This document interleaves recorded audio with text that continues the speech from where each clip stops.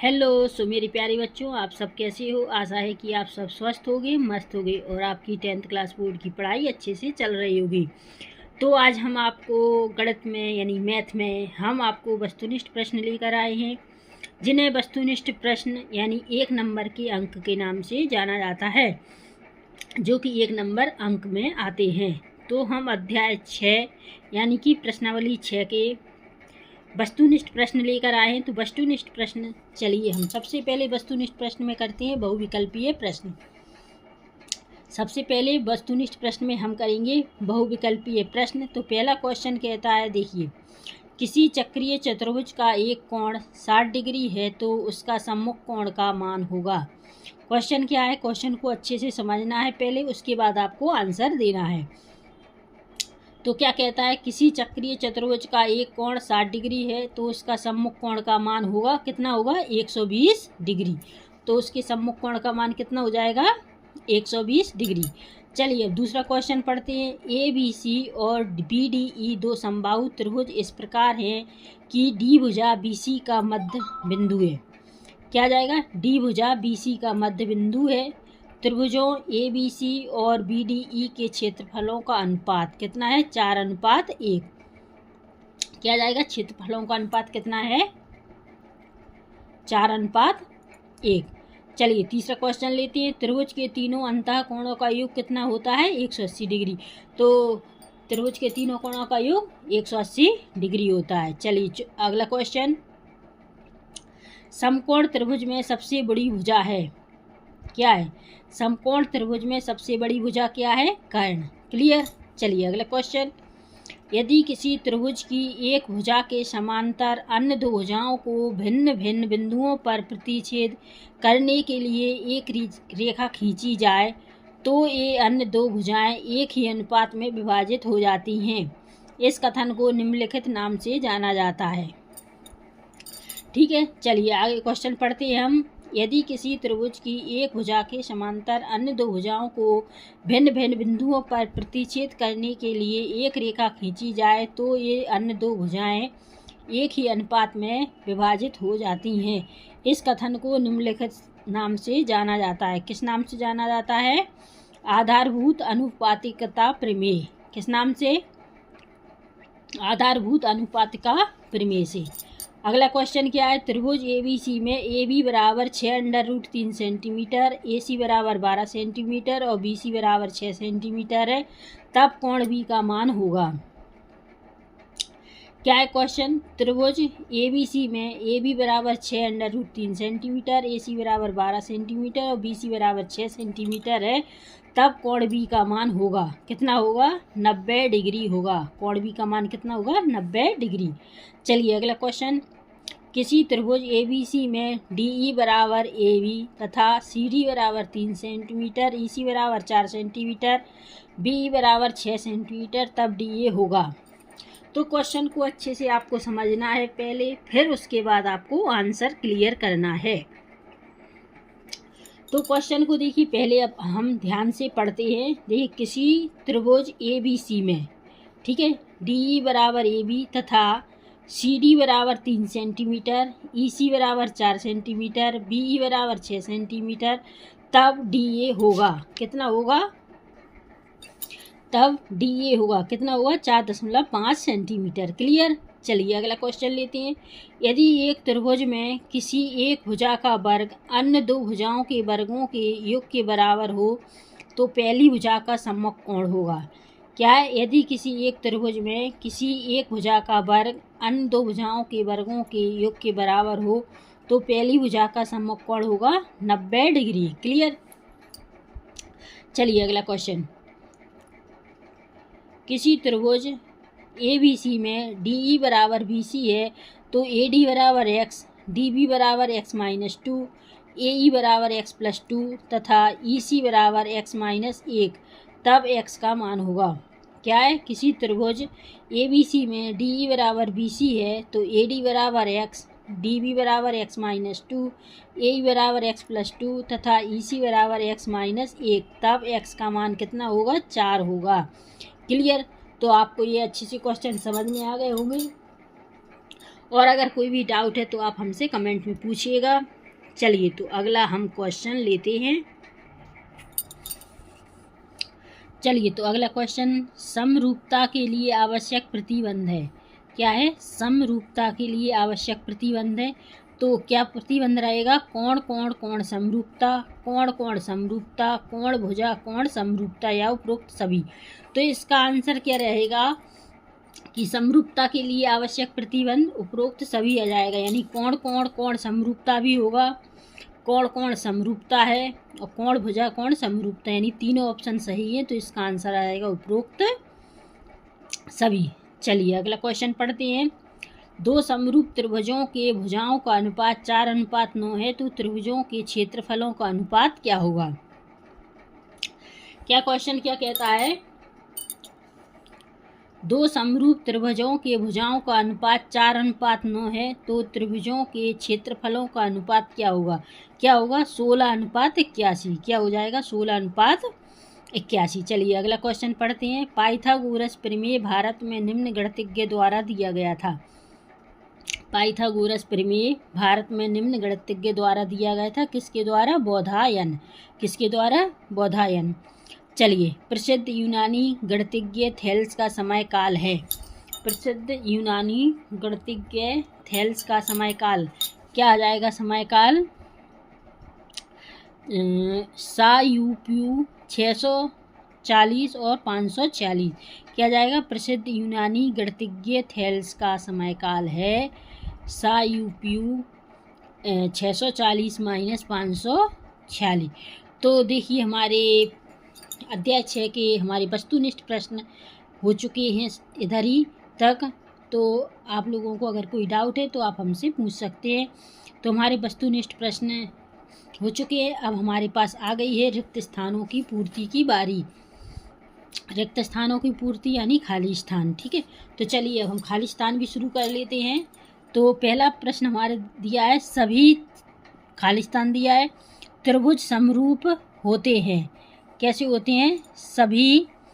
सभी त्रिभुज समरूप होते हैं। इसमें आंसर में क्या जाएगा? समबाहु। तो क्या जाएगा? सभी समबाहु त्रिभुज समरूप होते हैं। हमारा रिक्त स्थान में आ जाएगा समबाहु।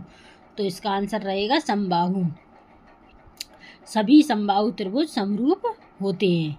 चलिए दूसरा क्वेश्चन पढ़ते हैं। दो बहुभुज जिनमें भुजाओं की संख्या समान है, वे समरूप होंगे। क्वेश्चन क्या है? दो बहुभुज जिनमें भुजाओं की संख्या समान है, वे समरूप होंगे यदि उनके संगत कोण कैसे हों? समान हों।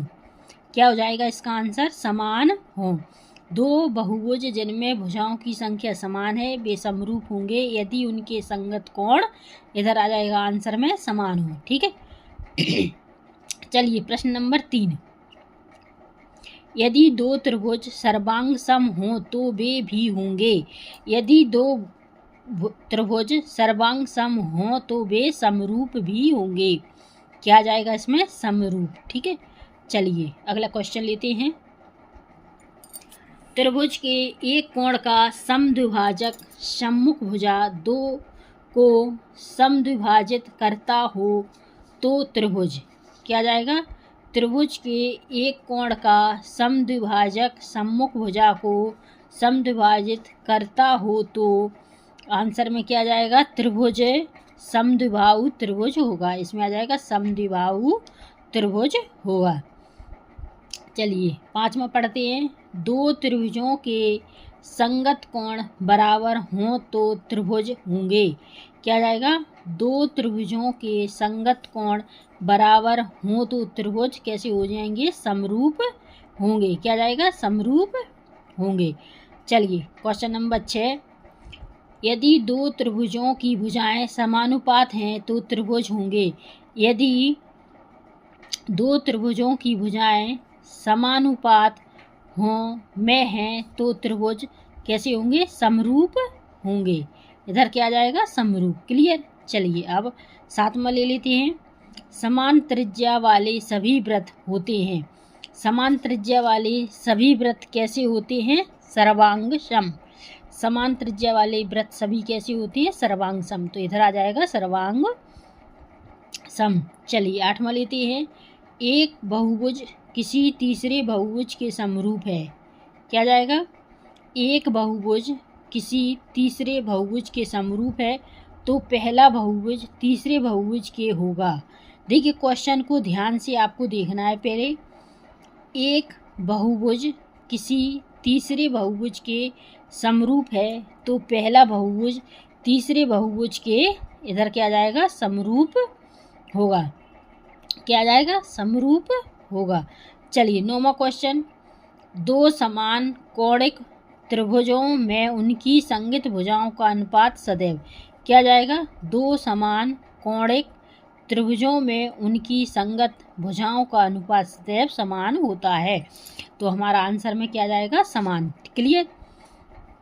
चलिए 10वां ले लेते हैं। यदि एक रेखा किसी त्रिभुज की दो भुजाओं को एक ही अनुपात में विभाजित करे तो तीसरी भुजा के होती है। क्वेश्चन क्या कहता है? यदि एक रेखा किसी त्रिभुज की दो भुजाओं को एक ही अनुपात में विभाजित करे तो वह तीसरी भुजा के समानांतर होगी। तो इधर क्या जाएगा? समानांतर। तो उत्तर में हमारा क्या जाएगा? समानांतर। क्लियर? चलिए अब हम 11वां क्वेश्चन लेते हैं। ठीक है, तो दो समरूप त्रिभुजों के क्षेत्रफलों का अनुपात किन्हीं दो संगत भुजाओं के अनुपात के बराबर होता है। तो प्रश्न क्या कहता है? दो समरूप त्रिभुजों के क्षेत्रफलों का अनुपात किन्हीं दो संगत भुजाओं के वर्गों के अनुपात के बराबर होगा। तो इधर हमारा आंसर में क्या आ जाएगा? वर्गों। खाली स्थान में आ जाएगा वर्गों। ठीक है, तो आई होप यू कि आपको रिक्त स्थानों की पूर्ति यानी खाली स्थान की जानकारी अच्छी लगी होगी। और अगर जो भी कोई भी डाउट है तो आप हमसे कमेंट में पूछना। ठीक है, और पूछ सकते हैं। अब हमारे पास क्या निकल चुका है? बहुविकल्पीय प्रश्न हो चुके हैं और रिक्त स्थान की खाली पूर्ति हो चुकी है। अब हमारे पास आ गई हैं सही जोड़ियाँ। नंबर 1 में क्या आ गया है? सही जोड़ियाँ बनाइए। तो चलिए सही जोड़ी बनाना है तो पहला खंड हमारा दिया है स्तंभ आ, बी दिया है स्तंभ, यानी ए बी या आवा कह सकते हैं। तो चलिए पहला प्रश्न हमारा क्या कहता है? समबाहु त्रिभुज। हमारे ए ऑप्शन है। तो इनमें हमारा समबाहु त्रिभुज क्या कहलाता है? समरूप। तो इसका आंसर क्या जाएगा? समरूप। तो समबाहु त्रिभुज क्या हो जाएगा? समरूप। क्लियर? अब दूसरा लेते हैं, समबाहु त्रिभुज का प्रत्येक कोण क्या जाएगा? समबाहु त्रिभुज का प्रत्येक कोण कितना होता है? 60 डिग्री। क्या जाएगा? समबाहु त्रिभुज का प्रत्येक कोण 60 डिग्री होता है। तीसरा लेते हैं, समान लंबाई की भुजा वाले सभी वर्ग। क्या जाएगा? समान लंबाई की भुजा वाले सभी वर्ग कैसे हो जाएंगे? सर्वांग सम। कैसे हो जाएंगे? सर्वांग सम। चौथा पढ़ते हैं, दो त्रिभुज समरूप होते हैं। क्या जाएगा? दो त्रिभुज समरूप होते हैं कैसे? संगत कोण बराबर तथा संगत भुजाएं एक ही अनुपात में हैं। क्या जाएगा? संगत कोण बराबर तथा संगत भुजाएं एक ही अनुपात में हैं। क्लियर? तो दो समरूप हो गया अपना जी। हाँ, अब 5वां है समान कोणिक त्रिभुज। क्या जाएगा? समान कोणिक त्रिभुज। तुम्हारे पास क्या बचा? यही बचा ना। तो संगत भुजाओं का अनुपात सदैव समान होता है। तो क्या जाएगा? संगत भुजाओं का अनुपात सदैव समान होता है।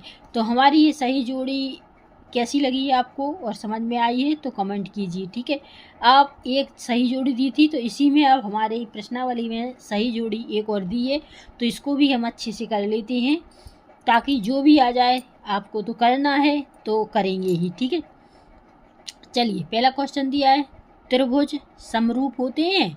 तो इसका आंसर क्या आ जाएगा? इनमें से कोई सा भी। तो क्या जाएगा? त्रिभुज समरूप होते हैं तो हमारा हो जाएगा समबाहु। त्रिभुज समरूप होते हैं कैसे? समबाहु। क्लियर? चलिए अगला पढ़ते हैं, आधारभूत आनुपातिक प्रमेय। आधारभूत आनुपातिक प्रमेय क्या है? जो अभी हमने बताई है ना, कौन सी है? थेल्स प्रमेय की।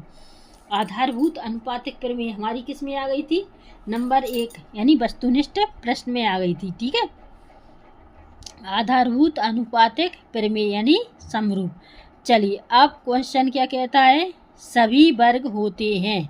तीसरा क्या है, सभी वर्ग होते हैं कैसे, समरूप। सभी वर्ग कैसे होते हैं, समरूप। चौथा प्रश्न है, दो समरूप त्रिभुज की संगत भुजाएं। क्या जाएगा, दो समरूप त्रिभुज की संगत भुजाएं कैसी होंगी, समानुपाती। कैसी होंगी, समानुपाती। त्रिभुजों की माध्यिकाएं, त्रिभुजों की माध्यिकाएं क्या होंगी, संगामी। क्या हो जाएंगी, संगामी। अब हमारे पास बचा है लास्ट क्वेश्चन। लास्ट क्वेश्चन में जो बचता है वही रहता है, ठीक है। समरूप त्रिभुजों की संगत भुजाएं। क्या जाएगा, समरूप त्रिभुजों की संगत भुजाएं कैसी होंगी, आनुपातिक। कैसी होंगी, आनुपातिक। तो हमारा सेकंड नंबर यानी दूसरी भी सही जोड़ी हो चुकी है पूरी। अगर इन दोनों ही जोड़ियों में अगर आपको कोई भी डाउट है तो आप हमसे बेझिझक पूछ सकते हैं, हम उसे फुल बताने का प्रयास करेंगे। तो चलिए आज हमारी सही जोड़ियां भी बनकर तैयार हो चुकी हैं। अब सही जोड़ियों के बाद आती है हमारी सत्य असत्य की बारी। तो चलिए सत्य असत्य कर लेते हैं हम फटाफट से। तो चलिए इसको भी जल्दी से शुरू करते हैं। तो चलिए अब सत्य सत्य पढ़ते हैं। तो पहला क्वेश्चन हमारा क्या कहता है कि आधारभूत आनुपातिक प्रमेय को किसी और नाम यानी थेल्स प्रमेय के नाम से भी जाना जाता है। तो क्या हुआ कि आधारभूत अनुपात का प्रमेय हमने कितनी बार पढ़ चुके हैं, अभी 2 बार पढ़ चुके हैं और ये तीसरी बार आ चुका है। तो आप लोगों को अच्छे से समझ में आ गया होगा कि आधारभूत अनुपात का प्रमेय को हम थेल्स प्रमेय के नाम से भी जानते हैं। तो ये कैसा रहेगा, सत्य, ठीक है। चलिए दूसरा लेते हैं, समकोण त्रिभुज में लंब सबसे बड़ी भुजा होती है।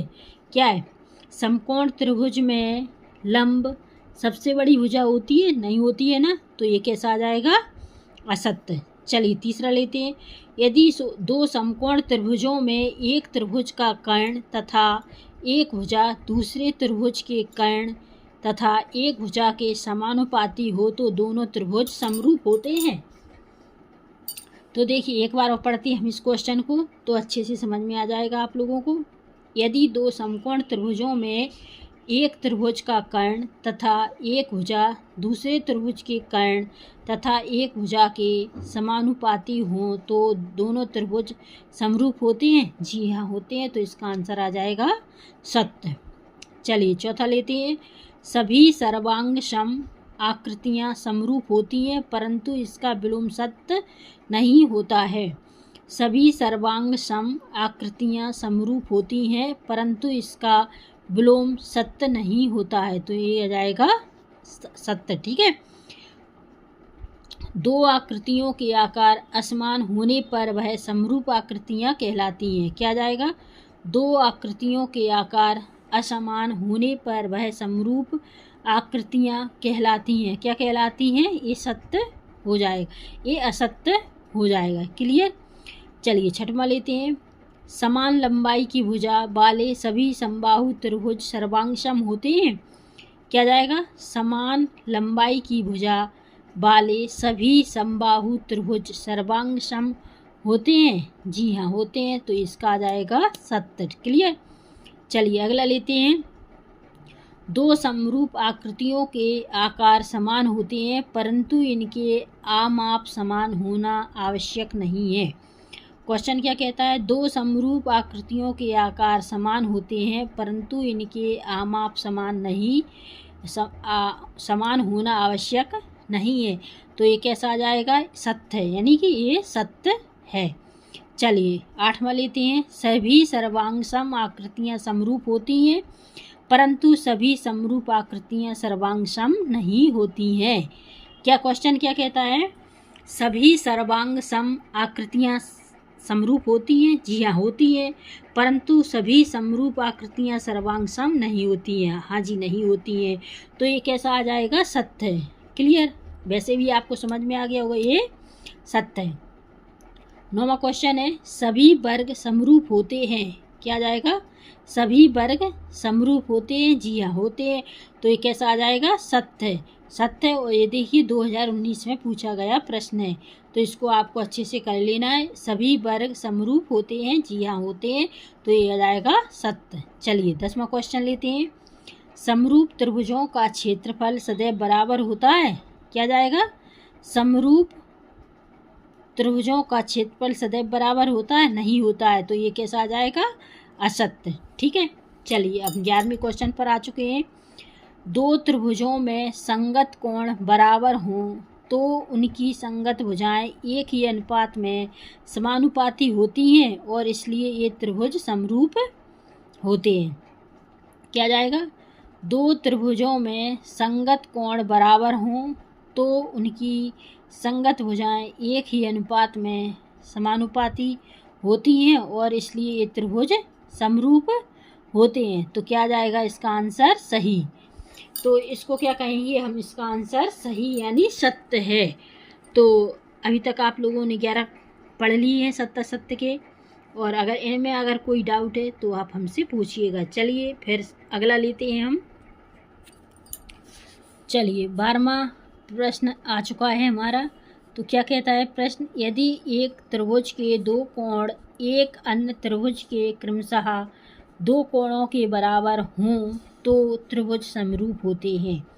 क्या है? यदि एक त्रिभुज के दो कोण एक अन्य त्रिभुज के क्रमशः दो कोणों के बराबर हों तो समरूप होते हैं। क्या होते हैं या नहीं? जी हाँ बिल्कुल होते हैं। तो ये आ जाएगा हमारा सत्य। क्लियर? चलिए अगला लेते हैं। एक समकोण त्रिभुज में कर्ण का वर्ग शेष दो भुजाओं के वर्गों के अंतर के बराबर होता है। क्या है? एक समकोण त्रिभुज में कर्ण का वर्ग शेष दो भुजाओं के वर्गों के अंतर के बराबर होता है। जी नहीं होता है, क्योंकि वर्गों के बराबर नहीं होता, तो इसका आंसर हो जाएगा असत्य। चलिए अब हम लेते हैं क्वेश्चन नंबर 14। यदि किसी त्रिभुज की एक भुजा का वर्ग अन्य दो भुजाओं के वर्गों के योग के बराबर हो तो पहली भुजा का सम्मुख कोण समकोण होता है। क्या है? यदि किसी त्रिभुज की एक भुजा का वर्ग अन्य दो भुजाओं के वर्गों के योग के बराबर हो तो पहली भुजा का सम्मुख कोण समकोण होता है या नहीं? जी हाँ समकोण तो होता है, तो ये क्या जाएगा? सत्य है। क्लियर? चलिए अगला लेते हैं। दो समरूप त्रिभुजों के क्षेत्रफलों का अनुपात इनकी संगत भुजाओं के अनुपात के बराबर होता है। क्या जाएगा? दो समरूप त्रिभुजों के क्षेत्रफलों का अनुपात इनकी संगत भुजाओं के अनुपात के बराबर होता है। तो इसका आंसर क्या जाएगा? बराबर होता है, नहीं होता है, तो इसका आंसर हो जाएगा असत्य। क्या हो जाएगा? असत्य। ठीक है, चलिए अगला क्वेश्चन लेते हैं। दो समरूप त्रिभुजों की संगत भुजाएं समानुपाती होती हैं। दो समरूप त्रिभुजों की संगत भुजाएं समानुपाती होती हैं। जी हाँ होती हैं, तो इसका आंसर आ जाएगा सत्य। क्लियर? तो हमने सत्य सत्य पढ़ लिए हैं, जो कि प्रश्न 16 थे, और अगर इन्हीं 16 में से अगर कोई भी डाउट है तो आप हमसे कमेंट में पूछिए। ठीक है, अब हमारे पास आ चुके हैं एक शब्द वाक्य में उत्तर दीजिए। क्या आ चुके हैं? एक शब्द वाक्य में उत्तर देना है। तो चलिए इसको भी हम जल्दी से फटाफट से कर लेते हैं। तो पहला क्वेश्चन क्या कहता है कि समरूप आकृतियाँ किसे कहते हैं? प्रश्न 1 क्या है?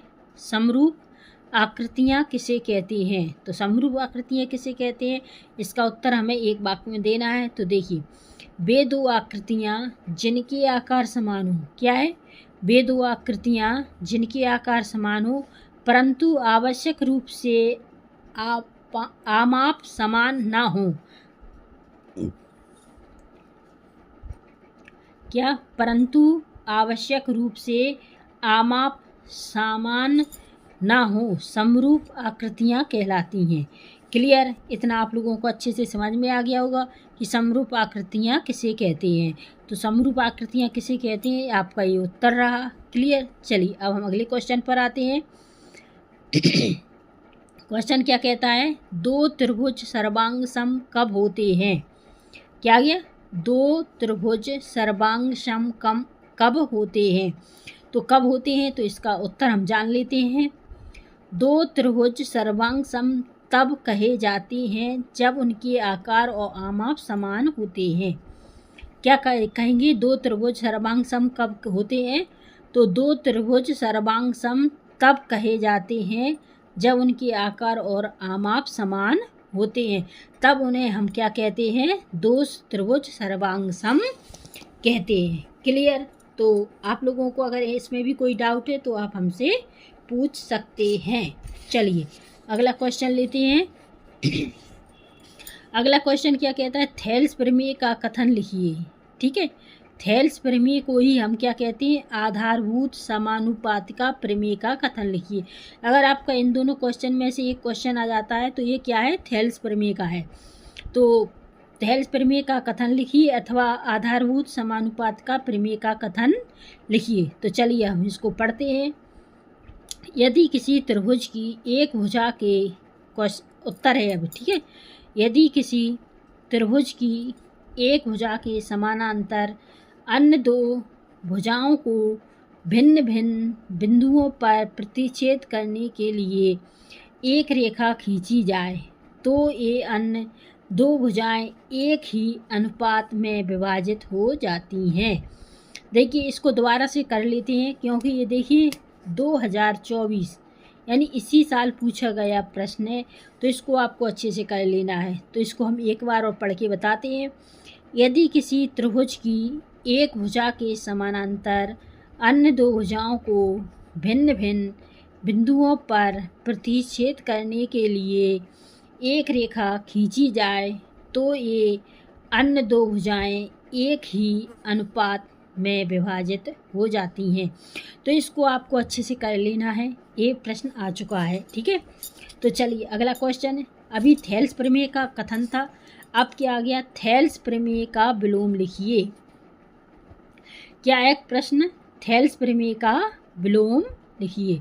तो इसका उत्तर क्या हो जाएगा? यदि एक रेखा किसी त्रिभुज की दो भुजाओं को एक ही अनुपात में विभाजित करे तो वह तीसरी भुजा के समानांतर होती है। क्वेश्चन क्या कहेगा? यदि एक रेखा किसी त्रिभुज की दो भुजाओं को एक ही अनुपात में विभाजित करे तो वह तीसरी भुजा के समांतर होती है। तो देखिए थेल्स प्रमेय का विलोम, थेल्स प्रमेय का विलोम क्या है? यदि एक रेखा किसी त्रिभुज की दो भुजाओं को एक ही अनुपात में विभाजित करे तो वह तीसरी भुजा के समांतर होती है। क्लियर? चलिए अब हम अगला क्वेश्चन ले लेते हैं। क्या है? समकोण त्रिभुज प्रमेय का नाम लिखिए। समकोण त्रिभुज प्रमेय का नाम क्या है? पाइथागोरस प्रमेय।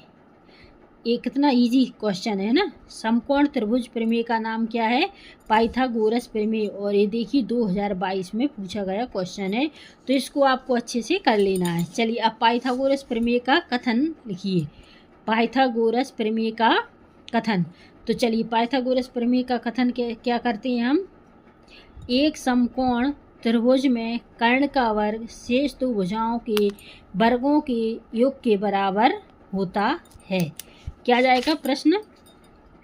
एक समकोण, पाइथागोरस प्रमेय का कथन लिखना है हमें, तो क्या जाएगा? एक समकोण त्रिभुज में कर्ण का वर्ग शेष दो भुजाओं के वर्गों के योग के बराबर होता है। क्लियर? आ गया आप लोगों को समझ में? चलिए अगला क्वेश्चन ले लेते हैं। अगला क्वेश्चन है ट्रिपल ए यानी ए समरूपता या कोण समरूपता को लिखिए। क्या है? ए समरूपता या कोण समरूपता को लिखिए। तो इसका उत्तर क्या आ जाएगा? यदि दो त्रिभुजों में संगत कोण बराबर हों तो उनकी संगत भुजाएं एक ही अनुपात में होती हैं और इसलिए दो त्रिभुज समरूप होते हैं। उत्तर क्या है? यदि दो त्रिभुजों में संगत कोण बराबर हों तो उनकी संगत भुजाएं एक ही अनुपात में होती हैं और इसलिए दो त्रिभुज समरूप होते हैं। क्लियर? चलिए अगला क्वेश्चन पढ़ते हैं। अगला क्वेश्चन क्या है? एस ए ट्रिपल ए वाला था, ये ट्रिपल एस वाला है। समरूपता या भुजा भुजा भुजा समरूपता को लिखिए। ये था कोण कोण कोण, ये है भुजा भुजा भुजा। ठीक है, चलिए इसको क्या करेंगे। यदि दो त्रिभुजों में एक त्रिभुज की भुजाएं दूसरे त्रिभुज की भुजाओं के समानुपाती हों तो इनके संगत कोण बराबर होते हैं, इसलिए दोनों त्रिभुज समरूप होते हैं। क्या है क्वेश्चन, यदि दो भुजाओं में उत्तर है, ठीक है, यदि दो भुजाओं में एक त्रिभुज की भुजाएं दूसरे त्रिभुज की भुजाओं के समानुपाती हों तो इनके संगत कोण बराबर होते हैं, इसलिए दोनों त्रिभुज समरूप होते हैं। तो आप लोगों को क्वेश्चन आंसर अच्छे से समझ में आ गए होंगे, जो कि एक शब्द वाक्य में बताना है हमें। ठीक है, अगला क्वेश्चन क्या है, क्या सभी वर्ग समरूप होते हैं? क्या सभी वर्ग समरूप होते हैं? तो हमारा आंसर क्या हो जाएगा, हाँ। तो आप लोगों ने एक शब्द वाक्य में उत्तर वाले क्वेश्चन आंसर भी समझ लिए हैं और आप लोगों को अच्छे से आ भी गए होंगे। और अगर कोई भी डाउट है तो आप हमसे पूछना, तो हम उसे बताने का बिल्कुल प्रयत्न करेंगे। तो आज हमने वस्तुनिष्ठ प्रश्न यानी बहुविकल्पीय प्रश्न कर लिए हैं, जो कि अध्याय 6 के हैं, प्रश्नावली 6। ठीक है, तो प्रश्नावली 6 में जितने भी वस्तुनिष्ठ प्रश्न हैं, खालिस्तान है, बहुविकल्पीय प्रश्न हैं और जोड़ियां हैं और सत्य असत्य हैं और एक शब्द वाक्य में प्रश्न है, तो उनको आपको अच्छे से कर लेना है। इस अध्याय में से 1-2 क्वेश्चन 100% आते ही हैं। तो चलिए अब हम नेक्स्ट वीडियो में आपसे फिर मिलेंगे। तब तक के लिए आप पढ़िए, पढ़ने के साथ साथ एंजॉय भी कीजिए। तो चलिए हम नेक्स्ट वीडियो में आपसे फिर मिलेंगे। तब तक के लिए नमस्कार, जय हिंद।